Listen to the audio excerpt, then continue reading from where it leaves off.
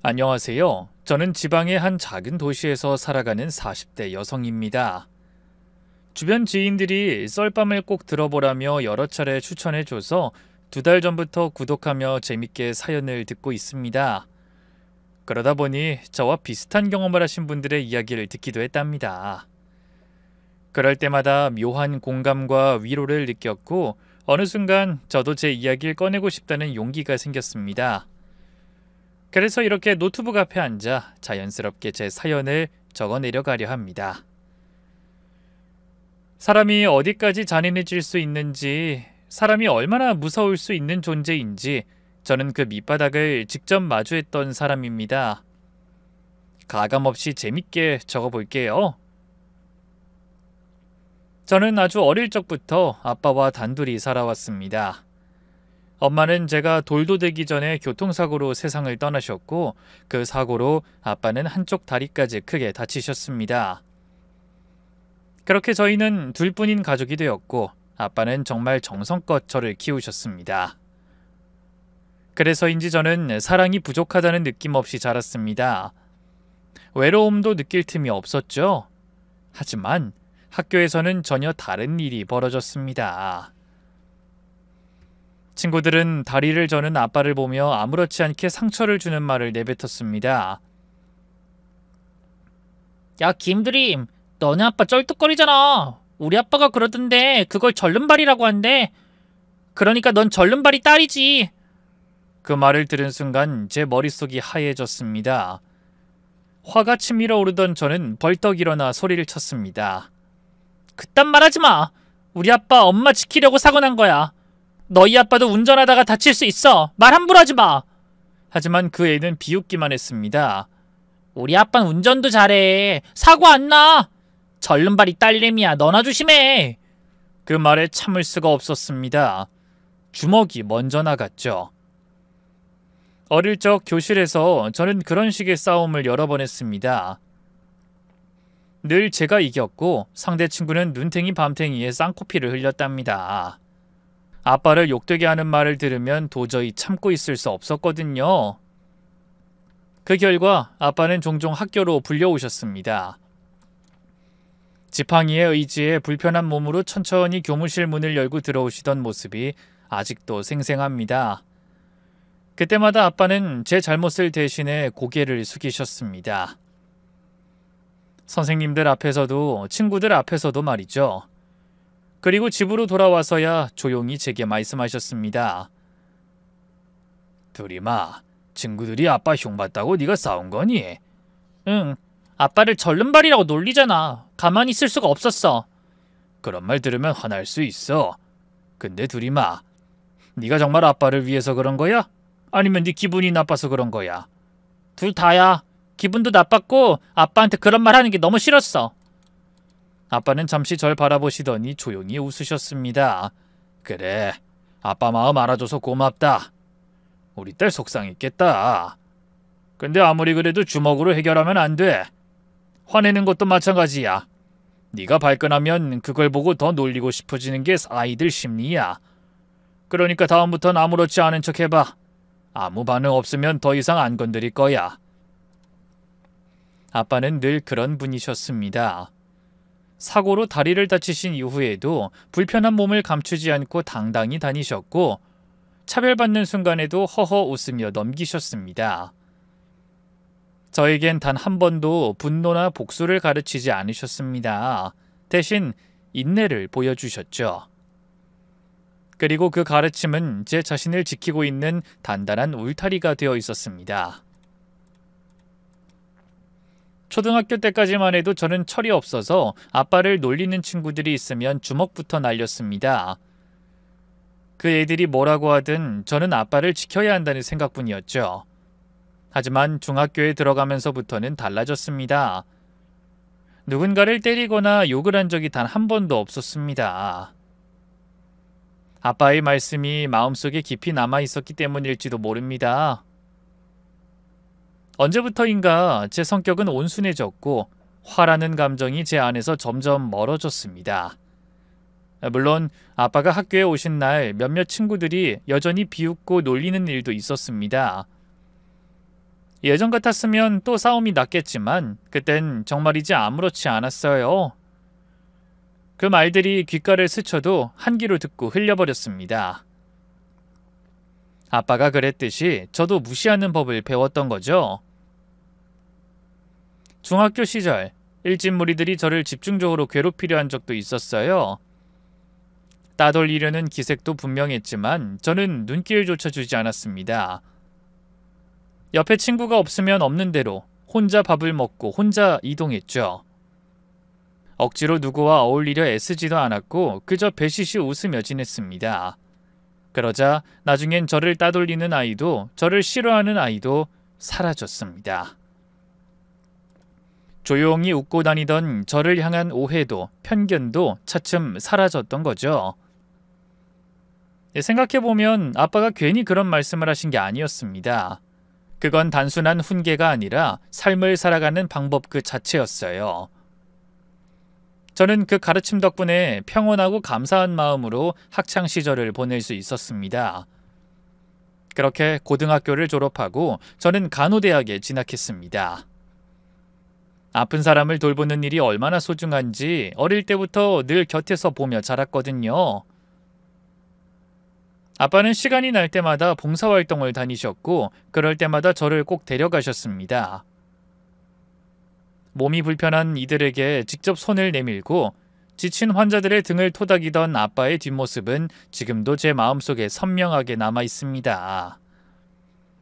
그런 아빠 덕분에 저도 누군가를 도울 수 있는 사람이 되고 싶었고 결국 간호사가 되어 대학병원에서 제 꿈을 마음껏 펼치며 살아가게 되었죠. 누군가의 고통을 덜어주는 이 길 위에 저는 한치의 망설임도 없이 서 있습니다. 아빠가 보여준 삶의 자세, 그것이 지금의 저를 만든 가장 큰 이유입니다. 환자들에게도 보호자들에게도 신뢰를 받고 존경을 받는 지금의 일이 정말 좋았습니다.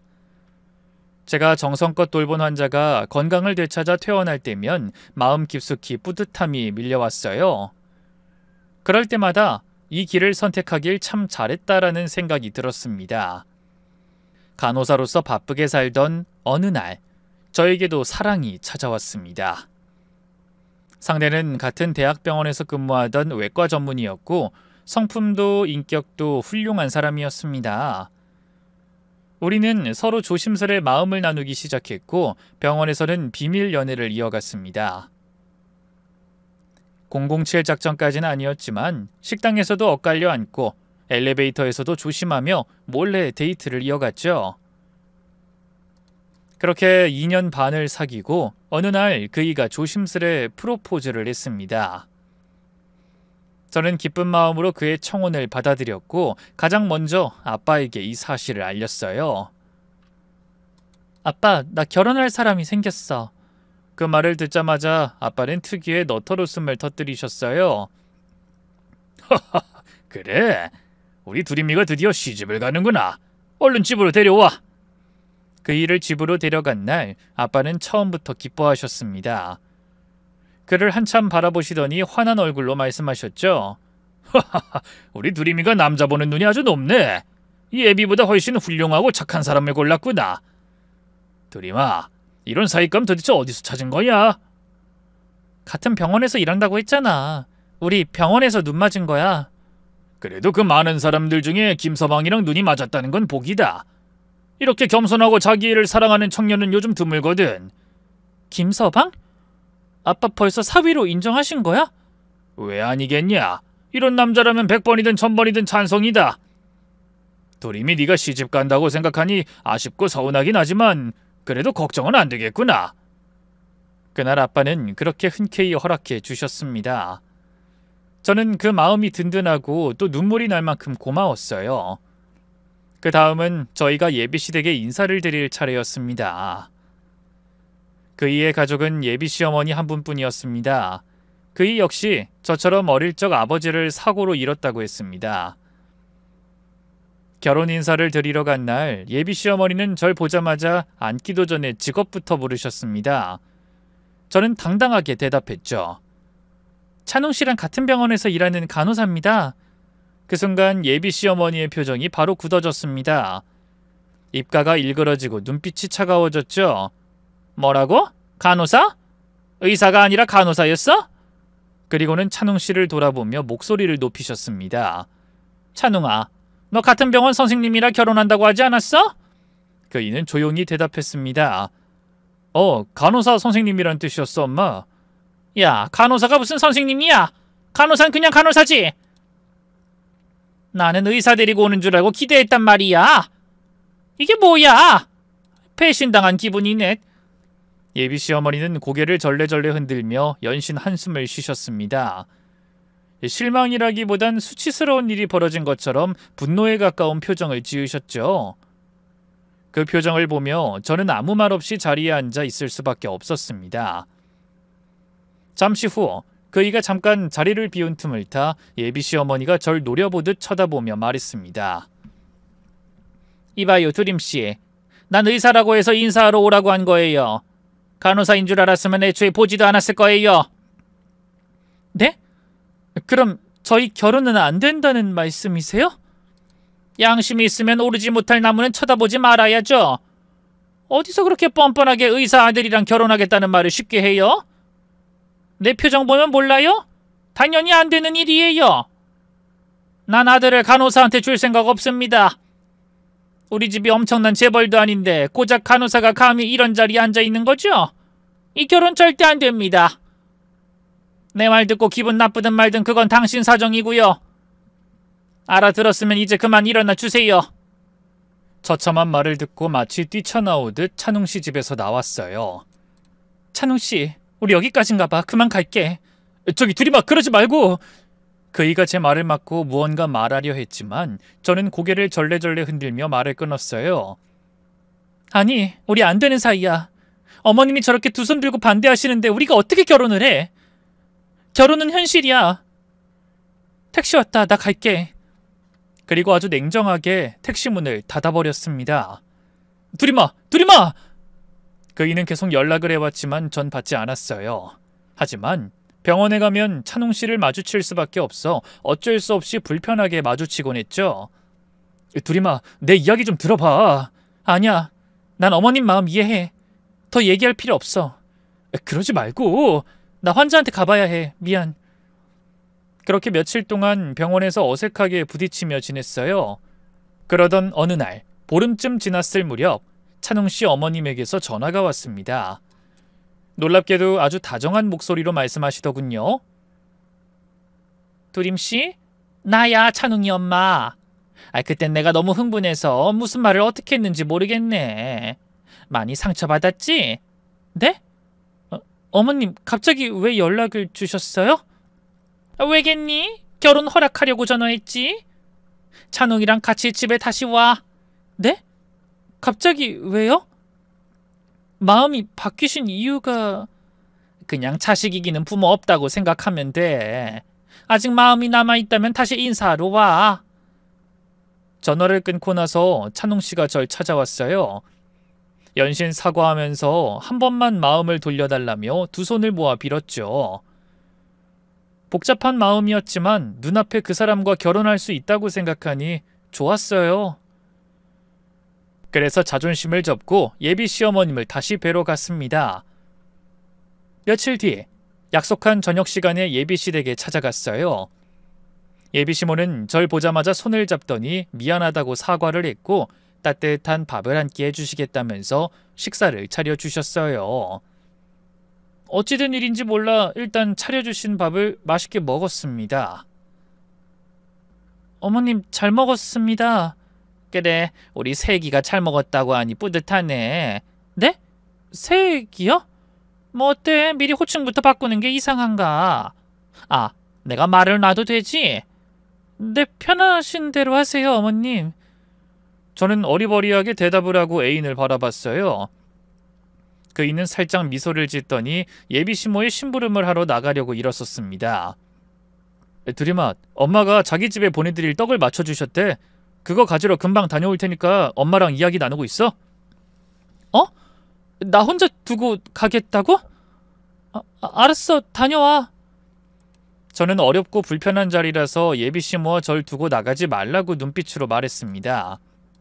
하지만 A는 눈치를 받지 못하고 바로 외출하더군요. 그러자 예비씨 모와 저 둘이 남게 되었고 본격적인 대화가 시작됐습니다. 도리마, 새아가, 너희 집 꽤 산다면서? 네? 아니 그냥 솔직하게 말해봐. 부친님께 능력 있는 분이라면서. 내가 아들 친구한테 들은 게 있어. 두림씨 부친이 꽤 돈이 많다고 하던데 성공한 사업가라고? 그 정도는 아니고 그냥 평범하세요. 내가 듣기론 보통이 아닌 재력이라던데 겸손하긴. 네 아버지에 대한 기대가 크다. 예비시모가 슬쩍 웃으면서 고개를 끄덕이더군요. 그러더니 갑자기 숟가락을 내려놓고 본론으로 들어갔습니다. 아무튼 이 결혼 허락하려고 마음먹었어. 아들내미가 하도 난리여서 허락하기로 마음먹었지. 근데 말이야, 두 사람이 결혼하고 나면 우리 아들이 개인 병원 차렸으면 하는데 새애기 네 생각은 어때? 개인 병원이요? 그건 찬웅씨가 선택할 일이죠. 제가 뭐라고 개인 병원 차리라고 결정을 내리겠어요? 그랬더니 예비시모가 답답하다는 듯 입술을 깨물더니 제 팔을 슬쩍 만지면서 말씀하셨어요. 아니, 자네 부친이 우리 아들 병원을 차려줄 수 있냐고 묻는 거야. 그렇게 어렵게 말해야 알아들어? 내가 빙빙 돌려 말하는 스타일이 아니라서. 전 좀 어안이 벙벙했어요.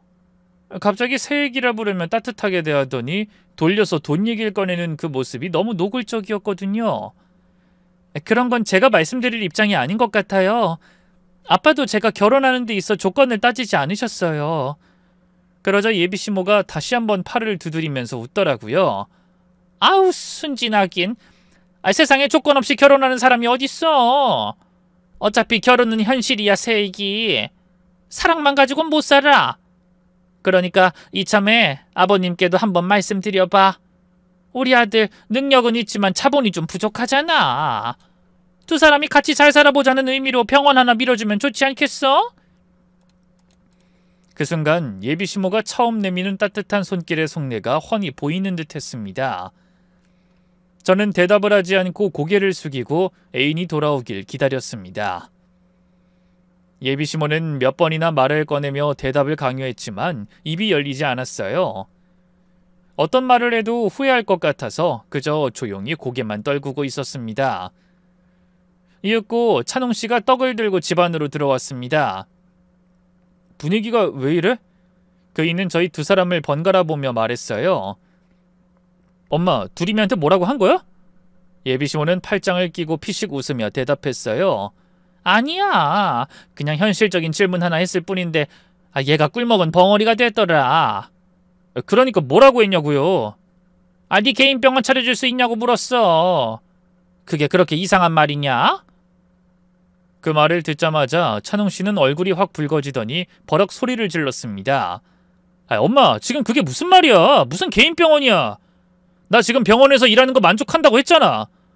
지금도 충분히 행복하고 좋은데 왜 두림이한테 병원 차려달라는 소리를 해? 엄마 설마 그게 엄마가 결혼을 허락한 이유야? 개인 병원 하나 받는 조건으로 나 장가 보내려고 했던 거야? 예비시모는 눈을 흘기며 대답했어요. 야, 너무 그러지 마. 능력 있는 남자를 데려가는 건데 그 정도는 당연히 해야 하는 거 아니냐? 나도 자식 걱정돼서 그러는 거지. 엄마 제발 그만해. 지금 누구 때문에 두림이 얼굴 굳은 거 안 보여? 결혼 허락할 거면 그냥 허락만 해. 괜한 조건 같은 거 붙이지 말고. 알았어. 그렇게 민감하게 굴지 마. 이런 얘기는 원래 어른들끼리 하는 거야. 개인 병원 얘기는 나중에 사돈이랑 따로 할게. 하지 마. 그런 소리 하면 나 진짜 가만 안 있어.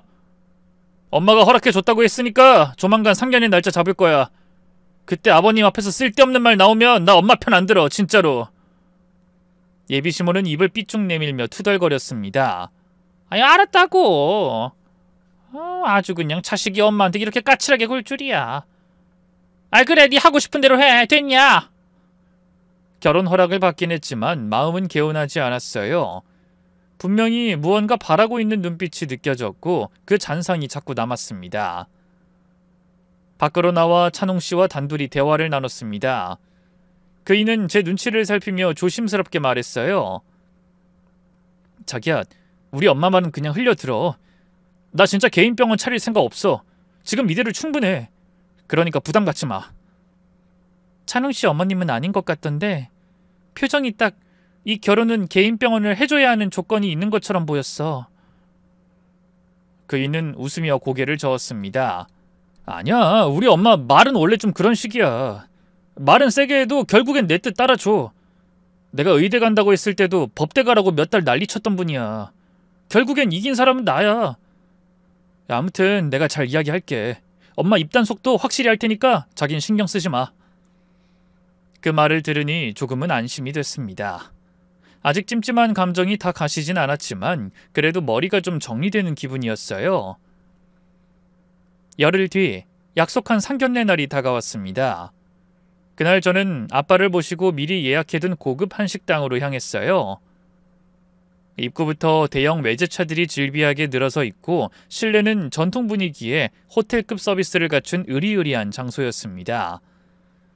솔직히 말하자면 이런 곳은 태어나서 처음 와봤습니다. 긴장한 탓인지 식당 문을 열기 전부터 손에 땀이 나더라고요. 입구에서 예약 이름을 말하니 직원이 조심스레 안쪽으로 안내했습니다. 한 칸 한 칸 문이 닫힌 룸을 지나 마지막 방에 도착하니 찬웅 씨와 예비 씨 모가 벌써 와 있었습니다.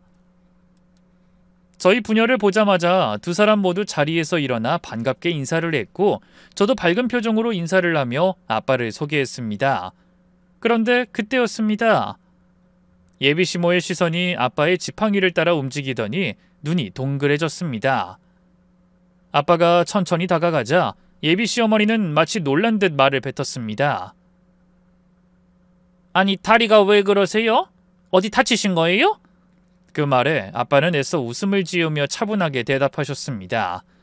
아이고, 그 사돈이 아무것도 모르셨던 모양이군요. 제가 예전에 교통사고를 당해서 오른쪽 다리가 좀 불편합니다.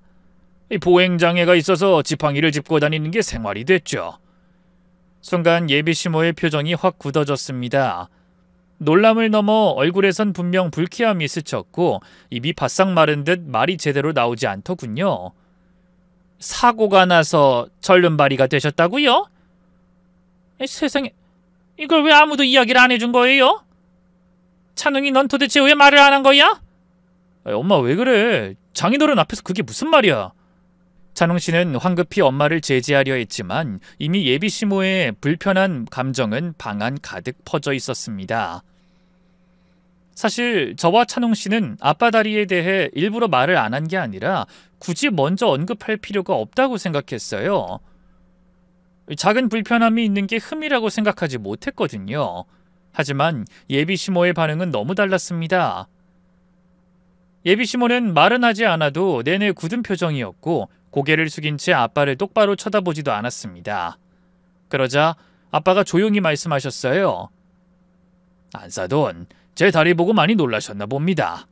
그러자 예비 시모는 단호하게 고개를 끄덕였습니다. 네, 솔직히 말해서 충격받았어요. 평범한 집안이라고 들었는데 전혀 아니니까요. 사실을 미리 알았으면 마음의 준비라도 했을 텐데 말이죠. 그 순간 제 속이 턱 막혔습니다. 예비 시모의 말투에는 분명히 이 결혼 잘못 짚었다는 기색이 담겨 있었습니다. 아빠는 담담하게 이어서 말씀하셨습니다. 사고를 당하면서 아내가 그 자리에서 세상을 떠났고 저는 이렇게 된 몸으로 아이를 키워야 했습니다. 딸아이가 이런 이야기를 하고 싶지 않았던 것 같아요. 사돈께 괜히 걱정을 드릴까 싶어서 말이죠. 그러자 예비 시모는 또다시 말을 이어갔습니다. 아니 그래도요, 이런 중요한 건 말했어야죠. 아니 다른 것도 아니고 평생을 지팡이 짚고 다니셔야 하는 분인데 이런 걸 숨긴다는 건 좀 아닌 것 같아요. 아니 지금 완전 멘붕 왔어요. 간호사라고 해서 반대하려다가 억지로 허락하기로 마음먹었는데 아휴. 그 말에 아빠는 조용히 고개만 끄덕였습니다. 식사는 나왔지만 예비 시모는 내내 불편한 내색을 감추지 못했고 밥숟갈을 몇 번 뜯어 말고 수저를 내려놓길 반복했습니다. 형식적으로 미소를 지으려 노력했지만 그 표정은 억지로 찌그러뜨린 위화감 가득한 얼굴이었습니다. 저는 그런 예비 시모를 바라보면서 점점 마음이 무너져 내렸습니다. 이 결혼을 정말 해도 될까라는 생각이 뚜렷하게 떠올랐고 애써 가라앉히던 의심이 이제는 확신처럼 굳어져 갔습니다. 찬홍 씨가 화장실에 다녀오겠다며 조용히 일어서자 예비 시모가 고개를 돌려 아빠를 향해 말을 꺼냈습니다. 저기 사돈 어른, 다리가 이래서... 아니다, 말이 헛나왔네요. 말을 흐리던 예비 시모는 곧바로 말을 돌려 본심을 드러냈습니다. 그보다 사돈 어른, 우리 아들한테 개인 병원 하나 해주실 수 있을까요? 애들 결혼하면 병원 하나 안정적으로 갖고 시작하면 좋을 것 같아서요. 순간 저는 젓가락을 들고 있다가 손이 덜컥 떨렸습니다. 아빠는 허허 웃으시며 차분히 대답했죠. 우리 사위가 원한다면야 못해줄 이유가 없죠. 제가 그 정도 능력은 갖추고 있습니다. 예비 시모의 눈빛이 번쩍 빛나더니 이어서 묻더군요. 정말 그게 맞긴 한 거예요? 괜히 우리 아들 데려가고 싶어서 헛소문 낸 거 아니에요? 재산이 많긴 한 거죠?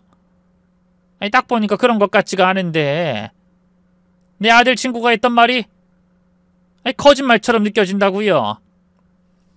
그 말에 저는 입을 다물지 못했어요. 정말 어디까지 무례할 수 있는지 새삼 놀랐습니다. 하지만 아빠는 여전히 웃으며 담담하게 말씀하셨습니다. 우리 딸이 자세히 얘기를 안 했나 보네요. 저는 원래 소프트웨어 개발 쪽 일을 했습니다. 사고 이후로 독립해서 사업을 시작했고 운 좋게 몇 가지 프로그램이 잘 돼서 좀 벌었습니다. 지금도 여러 일 운영하고 있고요. 예비시모는 말꼬리를 잡듯 덧붙였죠. 그러시구나. 다리를 절어도 머리는 참 좋으신가 봐요. 재력이 있다고 하니 그나마 마음이 놓이네요. 저는 그 말을 듣고 더 이상 젓가락을 들 수 없었습니다. 속에서 울컥 치밀어 오르는 걸 억누르느라 목이 다 아프더군요. 아빠는 조용히 미소만 지었지만 제 눈엔 그게 오히려 더 아프게 보였습니다. 잠시 후 아빠도 자리를 비우겠다며 화장실에 가셨고 룸 안에는 저와 예비시모 둘만 남게 되었습니다. 예비시모는 물을 한 모금 마시더니 슬쩍 말을 꺼냈습니다. 뚜리마, 저기 네 친구 말이야. 다리는 저래도 머리는 꽤 좋으신가 봐. 저는 고개를 천천히 돌려 예비시모를 똑바로 쳐다보며 말했습니다. 어머님, 말씀 좀 조심해 주세요. 자꾸 아빠 다리 얘기 꺼내시면서 불편하네 만회하시는 거 듣는 저도 기분 나쁘고 아빠께도 큰 실례예요. 그러자 예비시모는 코웃음을 치며 말했습니다. 아이고 참나. 다리가 이상하니까 이상하다고 하는 건데 그걸 그렇게 예민하게 받아들이면 내가 무슨 말을 하겠니? 무서워서 말도 못하겠네. 저는 순간 말이 목구멍까지 올라왔지만 꾹 참았습니다. 상견례 자리라는 생각이 마지막 자제력을 붙잡아준 셈이죠. 그런데 그 순간 예비시모가 조용히 아주 낮은 목소리로 말을 꺼냈습니다. 뚜리마, 있잖아. 네 아버지 결혼식엔 안 오시는 게 어떻겠니? 그 말에 저는 고개를 천천히 들었습니다. 뭐라고요? 지금 뭐라고 하셨어요? 예비시모는 시선을 피하지도 않고 오히려 더 당당하게 말했습니다. 다 알아들었잖아. 왜 자꾸 되묻니? 네 아버지 말이야. 그 다리로 식장에 들어오면 우리 하객들 보기에 체면이 안 서잖아. 그러니까 그냥 그날은 집에 계시라고 하든지 멀리 여행이라도 다녀오시라고 해. 하객들 앞에서 보기 민망하게 만들지 말자. 저는 그 말을 듣고 크게 분노했습니다. 제가 큰 소리를 내려고 막 입을 열려는 찰나 찬홍 씨가 문을 열고 들어왔습니다. 저는 순간 움찔하며 말을 삼켰고 예비시모는 마치 아무 일 없었다는 듯 시선을 피해 조용히 물컵을 들었습니다. 저는 깊게 한숨을 쉬며 조용히 눈을 내리깔았습니다. 찬홍 씨가 들어온 뒤로 예비시모는 아빠 이야기를 꺼내지 않았습니다. 마치 입을 맞춘 사람처럼요. 잠시 뒤 아빠도 화장실에서 돌아오셨고 자리가 다시 4명으로 찾아 예비시모는 갑자기 명랑한 표정으로 태도를 바꿔 결혼 이야기를 꺼냈습니다. 사돈 어른, 그럼 우리 어른들끼리 따로 다시 한번 만나서 신혼집이든 혼수든 다 잘 협의하고 조율해 봅시다. 애들 앞에서 이런 이야기 괜히 하면 복잡해지니까요. 아빠는 예의 바르게 고개를 끄덕이며 웃었습니다. 네, 좋습니다. 저야 김서방이 우리 사위로 들어온다면 뭐든지 최선을 다해서 도와드릴 생각입니다, 사돈. 예비시모는 그제야 웃더군요. 우리 사돈 어른이 눈치가 제법 있으시네요. 아주 좋아요. 의사 사위 보는데 당연히 그렇게 나오셔야죠. 저는 속이 뒤틀렸습니다. 왜 이런 중요한 이야기를 여기서 하지 않고 따로 하자는 건지, 왜 꼭 어른들끼리만 만나서 결정을 하자는 건지, 뭔가 숨기려는 기색이 너무 분명해 보였거든요. 입을 열어 묻고 싶었지만 그 순간 아빠가 제 무릎을 톡톡 치셨어요. 고개를 살짝 흔들며 조용히 하라는 눈치였죠. 저는 결국 입을 다물었고 상견례는 어정쩡하고 찝찝하게 마무리됐습니다. 집에 도착하자마자 저는 더는 참지 못하고 아빠에게 말했습니다. 아빠, 어머님이 너무 무례했어. 결혼식에 오지 말라고까지 해놓고 어떻게 그런 표정으로 결혼 얘기를 해? 이 결혼 다시 생각해야겠어. 사람에 대한 존중이 없어도 너무 없어. 그러자 아빠는 조용히 웃으시며 말했어요. 두리마, 너 왜 그러니? 어릴 때도 누가 너 놀리면 그냥 한 귀로 흘리고 잘 넘겼잖아. 네 성격 아빠가 다 알지. 아빠, 지금 그때랑 지금이 같아? 이건 학교에서 친구들이 놀리는 게 아니야. 결혼할 사람의 엄마가 우리 가족을 대놓고 무시하고 깔보고 있는 거야. 아빠한테 그런 말 들을 때마다 나는 속에서 천불이 난다고. 이걸 우리가 끝까지 참으라고? 나 진짜 결혼 안 할래. 그냥 없던 일로 해줘. 제 말에 아빠는 잠시 조용히 있더니 낮고 단단한 목소리로 말했습니다. 두리마, 너 김서방 없이 살 수 있겠어? 아니잖아. 너 며칠 전에 방에서 혼자 울었잖아. 아빠가 그걸 모를 줄 알아? 그걸 어떻게 알았어? 아빠가 네 얼굴만 봐도 다 안다. 네 방 불 꺼져도 네 숨소리만 들으면 아빠는 다 안다고. 저는 입술을 꼭 깨물었습니다. 아빠가 다 듣고 있었다는 게 창피하면서도 마음이 짠했어요. 두리마, 네가 그토록 사랑하는 사람인데 그 사람 잡아야지. 사돈 말이 좀 심한 건 맞지만 이 아빠가 다 감당할 테니까 걱정하지 마라. 다 생각이 있으니까 넌 찬웅이만 생각해. 네 결혼만 신경 쓰라고. 아빠는 담담하게, 너무도 단단하게 말했습니다. 마치 이 정도 모욕은 이미 각오하고 있었다는 사람처럼요. 얼마 뒤에 아빠는 예비시모와 단둘이 만나고 오셨어요. 돌아오는 길에 표정은 담담했지만 저는 그 얼굴이 더 불안하게 느껴졌습니다. 식탁에 앉자마자 저는 바로 물었습니다. 아빠, 대체 어머님이 뭐 해달래? 병원? 집? 아니 설마 다 해주기로 한 건 아니지? 아빠는 잠시 말없이 물만 한 모금 마셨고 이내 조용히 대답하셨습니다. 두리마, 그 정도 해주는 게 뭐가 어렵다고 그러냐? 뭐? 그럼 진짜 다 해주기로 한 거야? 일단 해달라는 건 다 해주겠다고 했지. 신혼집은 내가 해주기로 했고 개인 병원은 나중에 사위가 원하면 그때 도와주기로 했다. 저는 입을 벌린 채 말을 잇지 못하다가 결국 터뜨렸습니다. 해달라는 걸 전부 다 해주겠다고? 아빠 진심이야? 지금 뭐 하는 거야? 돈 주고 사위를 사오겠다는 거야? 그건 아니잖아.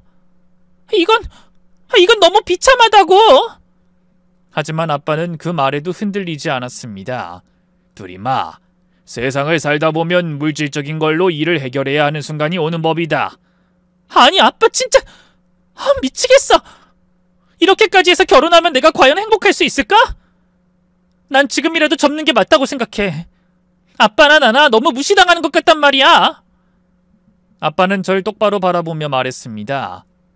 이 아빠 다리가 이런 게 문제지. 미안하다. 근데 두리마, 지금 이 고비만 잘 넘기면 넌 충분히 행복하게 살 수 있을 거야. 세상에 너만 이런 결혼하는 거 아니다. 다른 집도 다 비슷해. 조금만 더 이해해줘라. 저는 고개를 저으며 울컥했습니다. 싫어. 진짜 싫어. 나 이렇게 결혼하고 싶지 않아. 사랑하는 사람과 결혼하고 싶다는 마음은 분명했지만 아빠가 큰돈을 써가며 뒤를 봐줘야만 하는 이 결혼은 너무나 불편했고 생각할수록 속이 뒤틀리고 마음 한쪽이 아려왔습니다. 아빠한텐 너무 죄송했고 나 자신에게도 도저히 용서가 되지 않았어요. 하지만 아빠는 지치지도 않고 설득을 이어갔습니다. 찬웅 씨가 전문의가 된 지 얼마 되지 않아 아직 돈을 모을 여유도 없고 집을 장만한 처지도 안 되니 형편되는 내가 좀 도와주는 게 뭐가 그리 대단한 일이냐며 정말 아무렇지 않게 말하셨어요. 결국 저는 또다시 아빠에게 져버렸습니다. 못난 딸, 부끄러운 딸이라는 생각을 가슴에 안고 그렇게 결혼 준비를 시작했죠. 며칠 후 드디어 청첩장이 나왔습니다. 디자인도 깔끔하고 금박으로 이름이 새겨진 인쇄 상태도 아주 좋았어요. 양가 이름이 딱 박힌 걸 봤습니다. 그런데 청첩장을 한 장 한 장 넘기다가 저는 그대로 얼어붙고 말았습니다. 신랑 신부의 이름과 시어머니의 이름은 박혀 있었지만 아빠의 이름은 어디에도 없었습니다. 저는 청첩장을 손에 든 채 아빠한테 말씀드렸어요. 아빠, 청첩장 잘못 나온 것 같아. 아빠 이름 빼먹었네. 어머님이 자기한테 맡기라고 해서 나눴는데 실수를 하셨어. 그러자 아빠는 어색하게 웃으며 대답했습니다. 아, 그거 말이냐? 실은 안사돈이 결정한 거야. 결혼식 날 내가 여행 좀 다녀오면 어떻겠냐고. 그래서 비행기표도 끊어줬다. 뭐라고? 지금 그게 무슨 말이야? 아빠를 내 결혼식에서 빼려고 여행을 보낸다고? 어머님이 아빠 결혼식에 못 오게 하려고 여행을 보내려고 한단 말이야? 정말 너무하네. 그래, 그 안사돈이 내가 좀 불편한가 봐. 체면 깎이는 게 싫은 모양이지. 저는 부하가 치밀어 올라 화를 냈습니다. 아빠! 나 이 결혼 안 해. 진짜 더는 못하겠어. 이건 아니야. 나 진심으로 못 견디겠어. 또 그러네 또. 둘이마, 내가 뭐라고 했어? 이 고비만 넘기면 아무 일 없을 거라고 했잖아. 아빠 없는 결혼식이 아무 일 아니라고? 내가 아빠 없는 결혼식 올릴 수 있을 것 같아? 나 아빠 몰라? 나 그렇게 단순한 사람 아니야. 그러자 아빠는 조용히 오래 저를 바라봤습니다. 아빠한테 다 생각이 있어. 네가 상처받지 않게, 욕먹지 않게.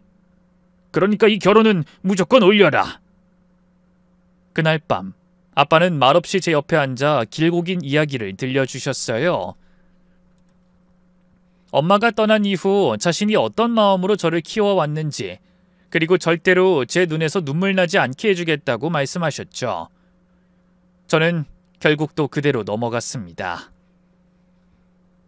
결혼식 날 아침, 저는 아빠가 시키는 대로 미용실에 가서 머리를 하고 신부 화장을 했어요. 예식장에 도착해서 웨딩드레스를 갈아입었습니다.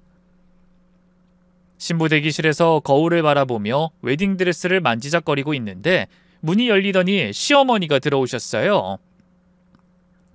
주변을 두리번거리더니 다가와 웃으며 말씀하셨죠. 우리 며느리 참 예쁘네. 딱 오늘의 신부야. 근데 네 아버지는 안 오신 거지? 저는 거울을 보며 가만히 있다가 고개를 돌려 정면으로 마주봤습니다. 어머님이 못 오시게 하셨잖아요. 시어머니는 흠칫하더니 입술을 삐죽이며 말했어요. 얘는 날 무슨 이상한 사람으로 만드네. 네 부친이 알아서 피해 주신 거야. 아무튼 어머님은 저희 아빠가 부끄러우신 거죠? 시어머니는 어색하게 웃으면서 손뼉을 툭 치더군요. 아유 둘이마, 새아가, 오늘은 그냥 잘 넘기자. 오늘의 신부가 그렇게 표정이 어두워서 되겠니? 자, 따라해봐. 스마일. 웃어야지. 신부는 무조건 예쁘게 웃어야 해. 저는 대답하지 않았고 시어머니는 아빠가 안 오는 줄 알고 매우 흡족한 얼굴로 하객맞이를 하러 나가셨습니다. 이윽고 결혼식이 시작됐습니다. 신랑이 먼저 입장했고 무대가 조용해졌습니다. 그리고 제 차례가 됐죠. 신부인 전 아빠의 손을 잡고 입장했습니다. 지팡이를 짚고 절뚝이며 걸어 들어가는 아빠의 모습을 본 시어머니는 혼주석에서 얼굴이 사색이 되도록 굳었습니다. 처음부터 저는 아빠 없이 결혼식을 할 생각이 없었습니다. 아빠도 같은 마음이셨고요. 시어머니는 당황한 얼굴로 혼주석에서 벌떡 일어나 저희 부녀 쪽을 향해 손짓을 하며 조용히 외쳤습니다. 저기요, 저기요! 돌아가세요! 뒤로 돌아가요! 사돈 지금 뭐 하시는 겁니까? 아빠는 제 손을 꼭 잡은 채 아랑곳하지 않고 정면을 보고 걸었습니다. 저 역시 앞만 보고 걸었어요. 시어머니는 결국 무대 아래까지 뛰어와 속삭이듯 말했습니다. 이봐요, 사돈어른, 약속과 다르잖아요. 어서 나가세요. 지금이라도 빠지시라고요. 그러자 아빠가 일부러 귀에 손을 대며 말했어요. 뭐라고요? 안 들리는데요. 속삭이지 말고 크게 좀 말씀해 보세요. 시어머니는 입술을 바들바들 떨며 낮게 외쳤습니다. 왜 약속 안 지키세요? 오늘은 여행 가시기로 했잖아요. 하객들 앞에서 망신 주시려고 작정하셨어요? 그러자 아빠는 허허 웃으며 말했습니다. 허허허, 사돈, 제가 어떻게 제 딸 결혼식에 빠질 수 있겠습니까? 그건 도리가 아니지요. 그냥 참아주세요. 시어머니는 말문이 막혀 그대로 서 있었고 그때 저희 병원장님이시자 주례를 맡은 분이 마이크를 들고 저희 부녀를 보고 소리쳤습니다. 잠깐만요. 지금 들어오시는 분이 혹시 김한국 씨 아니십니까? 신부 아버님이 김한국 씨 맞으시군요. 아이, 세상에 이런 인연이 있네요. 모든 시선이 저희 부녀에게 쏠렸고 주례자는 목소리를 높여 말을 이었습니다. 여기 계신 분들, 특히 의사 간호사 여러분, 저 어르신이 누구시냐면요, 우리 병원에 매달 1억씩 기부하시는 분입니다. 그 덕분에 수백 명의 환자가 무사히 치료를 받았고 병원 내에서도 존경받는 어른이십니다. 다 함께 일어나 인사드립시다. 그 말이 끝나자 신랑 쪽 의사 하객들이 일제히 자리에서 일어났고 저의 하객인 간호사들 모두가 허리를 90도로 숙여 아빠를 향해 인사를 했습니다. 그리고 박수갈채가 쏟아졌죠. 그 장면을 보는 순간 제 눈앞이 뿌옇게 흐려졌습니다. 아무 말 없이 손을 꼭 잡아준 아빠. 그 손이, 그 이름이, 그 자리가 얼마나 크고 소중했는지 그제야 모두가 알게 됐던 거죠. 그제야 저는 진짜 신부가 된 것 같았습니다. 아빠는 저를 무대까지 이끌고 조용히 혼주석에 앉으셨어요. 그리고 시어머니의 얼굴을 바라봤습니다. 어머님 얼굴은 토마토처럼 시뻘겋게 달아올라 있었고 고개를 들지 못한 채 의자에 꼼짝도 하지 못한 모습이었습니다. 체면이 깎일까 두려워했었는데 아빠가 대단한 위인인 걸 알고 자기 자신이 부끄러웠는지 고개를 들지 못했습니다. 결혼식의 주인공은 보통 신부라고 하죠. 하지만 제 결혼식의 진짜 주인공은 아빠였습니다. 예식이 끝난 후에도 병원 관계자들과 의사들 모두가 줄을 서서 아빠와 악수를 나눴습니다. 어떤 이들은 두 손을 꼭 잡고 인사를 했고 어떤 이들은 고개를 깊이 숙이기까지 했습니다. 허허, 아니 내가 뭐 대단한 사람이라고 다들 왜 이러실까? 그래요, 축하해줘서 고맙습니다. 아빠는 늘 하시던 대로 겸손하게 웃으면서도 손을 꼭 잡아주는 사람 하나하나에게 눈을 맞추셨습니다. 그날 그 자리엔 시어머니를 제외하고는 모두가 한박웃음을 짓고 있었습니다. 패백을 마치고 모든 예식이 끝난 뒤 저와 남편은 신혼여행을 위해 리무진 앞에 섰습니다. 아빠, 저희 잘 다녀올게요. 그리고 어머님, 아빠가 오셔서 많이 불편하셨던 건 아니죠? 제가 마지막으로 건넨 그 말에 시어머니는 한참이나 입을 열지 못했습니다. 그리고 이내 약간 떨리는 목소리로 대답하셨어요. 당연히 안 불편하지. 내가 큰 실수와 결례를 저질렀어. 둘이마 미안하다. 그리고 사돈어른, 진심으로 죄송합니다. 이 못난 인간 용서해 주세요. 허허, 제가 약속을 어겨서 미안한데 사과는 사돈이 하십니까? 허허, 아무튼 사과해줘서 고맙습니다. 사돈어른, 오늘 정말 많이 부끄러웠어요. 제가 아직도 철이 덜 들었나 봅니다. 제 언행 때문에 불쾌하셨다면 진심으로 사과드립니다. 두림이 너한테도 진심으로 미안하다. 그제야 사람들도 다 떠나고 진짜 혼자가 된 시어머니는 조심스레 고개를 숙였고 자신이 부끄러웠는지 생각보다 오래 들지 못하시더라고요. 곧 고개를 들었는데 시어머니의 두 눈엔 눈물이 맺혀 있었어요. 아빠는 아무 말 없이 고개만 끄덕였고 저는 그 순간 알았습니다. 아빠는 처음부터 이 결혼식이 단지 결혼만의 자리가 아니었다는 걸 말보다 행동으로, 침묵으로 단호하게 자신을 무시한 사람에게 가장 완벽한 방식으로 복수하셨던 거예요. 시어머니는 많이 부끄러우셨는지 울컥한 표정으로 한참이나 그 자리에 서 계셨습니다. 그리고 저와 남편은 리무진에 올랐습니다. 창밖으로 아빠가 손을 흔드는 모습이 점점 멀어졌어요. 비행기를 타고 떠나며 아빠와 시어머니가 그 뒤에 어떤 이야기를 나누셨을지는 상상만 하며 웃었습니다. 신혼여행을 마치고 돌아온 후 저는 친정에 인사를 드리려 전화를 걸었는데 아빠는 뜻밖의 장소를 알려주셨어요. 지금 봉사 중이니까 매주 가는 보육원으로 와줄래? 여기서 같이 있다가 집에 가자. 그래서 남편과 저는 차를 타고 30분을 달려 그 보육원에 도착했습니다. 아빠가 아이들과 종이접기를 하고 있는 모습이 보였어요.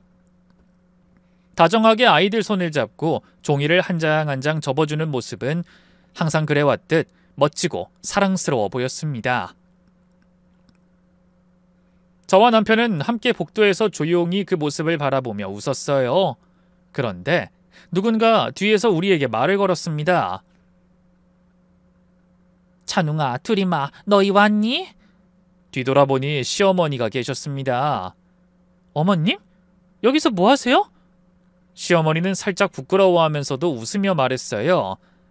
새아가, 나도 사돈어른 따라다니면서 봉사하기로 했어. 나도 이제 좀 배워야겠더라. 늦었지만 나도 조금씩 해보려고 해. 정말요? 저희 아빤 이제 부끄럽지 않으신 거예요? 제 물음에 시어머니는 살짝 고개를 끄덕이시더니 조용히 입을 열었습니다. 내가 잘못했다. 아들이 의사가 된 이후로 어깨에 벽돌 하나씩 쌌더니 나도 모르게 사람을 내려다보게 됐더라. 겉모습만 보고 말도 안 되는 기준으로 사람을 판단했어. 근데 결혼식 날 사돈어른이 얼마나 훌륭한 분인지, 어떤 삶을 살아오셨는지 알게 된 순간 스스로가 너무 부끄러워졌어. 진짜 얼굴을 들 수가 없었지. 세아가, 내가 너한테 했던 말들, 그때 그 표정, 그 행동들 다 잘못했다. 정말 미안하다. 진심으로 사과할게. 저는 잠시 말을 잇지 못하다가 조용히 고개를 끄덕였습니다. 네, 어머님. 사과 잘 받았습니다. 그리곤 주변을 둘러보며 물었습니다. 근데 여기서 무슨 봉사를 하고 계셨어요? 그러자 시어머니는 갑자기 얼굴에 생기를 띠며 마치 낭랑 18세 소녀처럼 신이 나 본인이 한 일을 하나하나 나열하셨습니다. 나 애들 빨래도 하고 청소도 했다. 그리고 점심시간엔 식당에 내려가서 음식 만들기도 했어. 아유, 김치 좀 부치는 거 나름 재밌더라. 너희도 밥 먹고 가라. 내가 만든 된장찌개 오늘 진짜 맛있어. 저는 웃음을 터뜨리며 고개를 끄덕였습니다. 우와, 어머님이 여기서 그렇게 많은 일을 해주셨네요. 정말 보기 좋아요, 어머님. 그 말에 시어머니는 민망하면서도 흐뭇한 미소를 지었습니다.